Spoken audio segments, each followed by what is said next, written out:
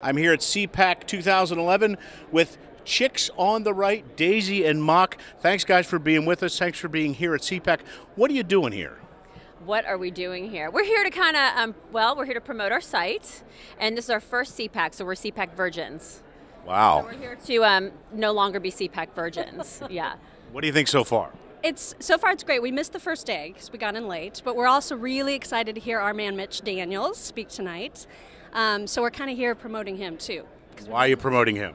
Because he needs to be our president. Go, Mitch, go! And why? Because he is the most fiscally responsible governor. I mean, him and Christie are probably tied. And there's data to back that up. Yeah. There's data. We may not have it right now with us, but there's data to back that up. Yeah. Well, let's talk about your website. Tell me about Chicks on the Right. It's a blog. What's it all about? We started it about 2 years ago when we would go to lunch every day. We worked together at the time, and we'd go to lunch every day, and we'd talk about the state of politics, state of the United States, and talk about the elections and things like that. And after spending a lot of time eating, chips and salsa and drinking margaritas and discussing all this stuff, we thought, you know what, we should spew our opinions to the masses, because there are a lot of people who are conservative who, I think there's a stereotypical image attached to conservatism. We sort of shatter that. And I think there are a lot of women and men who are like us who may be a little more moderate from a social standpoint. Every once in a while I don't know, I say a curse word once in a while when I stub my toe. We never do that, of I'm course. not perfect. Yeah, I think that there's a certain stereotype with conservatives, like a lot of that white male stuffy suit, sort of thing, and we want to break up that stereotype. You're obviously not old, angry white men, so Well, we're older, but makeup is a good thing. Now let's talk about what are the issues that are important that you guys talk about on your blog. Well, we actually kind of respond to the news of the day. So we update probably 5 or 6 times a day, and we're responding to whatever the news is. And usually it's some liberal doing something really crazy, and we're mocking them in some way. But we're never at a loss for the material. Yeah. We also don't let our own representatives off the hook. So, like Chris Lee, who resigned the other day, we had a lot to say about him. Yeah.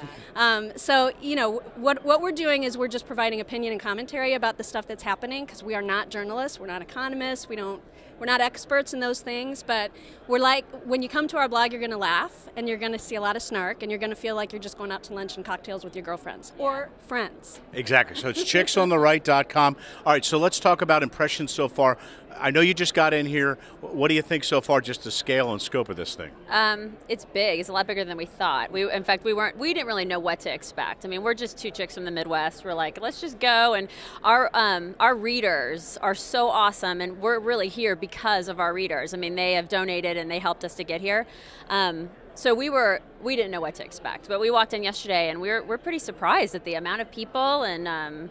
It's really neat. A lot of young people. A lot of young people. We were really shocked by that. Yeah. A lot of bow ties. A lot of young people in bow ties. Yeah. It's and like cute. Papagallo pants. It's a lot of people, but it's neat to see people who are because this is transformed. I've been here for a few years covering this, and it's transformed from, it was a much smaller thing, and it was like a lot of old white, not so angry, but old white conservative guys, and now it's become this. It's amazing to see people and young people like into the political process like very, this. Very cool. Yeah, a lot of hot chicks here now too, right? I've noticed. No, actually, I haven't. So tell me, what are some of the issues that you say you're responding to? What's some of the stuff you've been tracking recently? I think healthcare was a big one. Healthcare was huge. Just the fiscal responsibility. I think a lot. We will also report not just on political stuff, but on cultural things and how there's a sense of entitlement in this country. We'll report a lot on that and how we think that's a bunch of BS. That when I say that the young people being here surprised me a bit, it's really neat to see that, because I think that generation, I believe that they're the ones who are primarily responsible for electing our president. And there's a lot of uninformed people who are still getting a roof over their head from mom and dad, and those are the people who are like, oh, he's so great, he's a rock star, he's so wonderful. So seeing young people that are like, you know what, I'm not going to have a job when I get out of college because this economy sucks. It's really nice to see young people coming out and getting involved and things like that. But before we run out of time, tell us why should folks go to chicksontheright.com? Because if you're looking for something that's less buttoned up and newsy and you want something more fun, we're the place to be. Yeah, a lot more fun. We're more mini skirt than suit.